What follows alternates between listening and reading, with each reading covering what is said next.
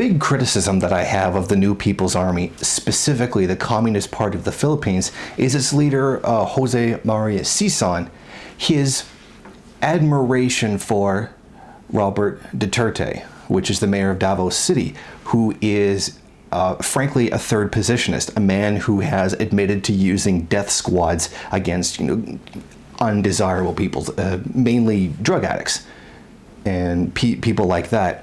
Now, he has praised the man in the past and says that he is actually willing to work with him. This is a leader of a communist party openly allying with someone who's basically a Nazi. Really a third positionist, but the area between the two can sometimes be a blurry given. Now, this is very, very troubling, of course, and as usual, first world Maoists are just completely looking the other way, pretending as though this isn't happening.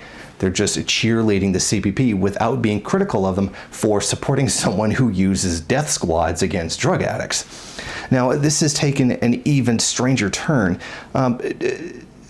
Duterte recently visited the Marcos Mausoleum in Batac, Ilocos Norte. As you recall, Ferdinand Marcos was the former dictator of the Philippines, of which hundreds of thousands of people, I believe it's around 2,000 people, died under his reign. And he has, his wife was the one who was famous for having like 1,000 pairs of shoes or something like that. He was, of course, a tool of U.S. imperialism until he became a liability. Then the U.S. turned on him and then declared themselves the champions of freedom and democracy they always claimed to be. Now, while visiting that guy's mausoleum, which I can't for the life of me understand why he has a mausoleum, Duterte suggested that if he were to be elected president, he would put him in the heroes cemetery. Like you would remove him from the mausoleum and bury him, but in the heroes cemetery. He said that if he's elected president, the election is coming up on May 9th, he specifically referred to Marcos as a person who was bright, futuristic, and heroic. This is the most brutal tyrant that the Philippines ever faced.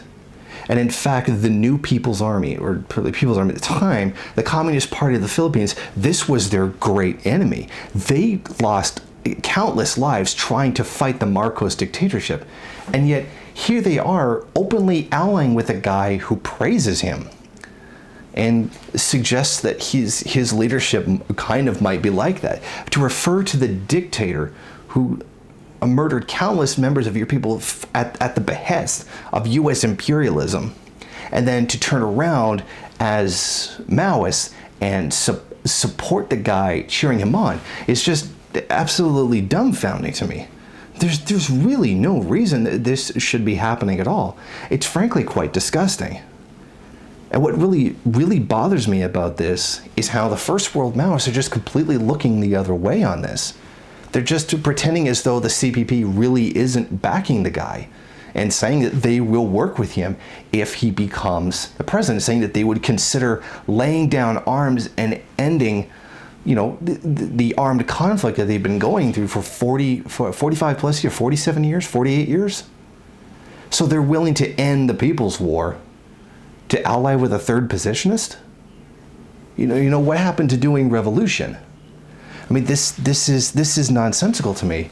It's extremely disturbing for the chances of revolution in the Philippines. Thank you for watching. Won't you go ahead, rate, comment, subscribe, and share on various social media. And if you want, you can head over to my Patreon page and show your support. Or you could head over to the MRN bookstore and check out some of the latest books available.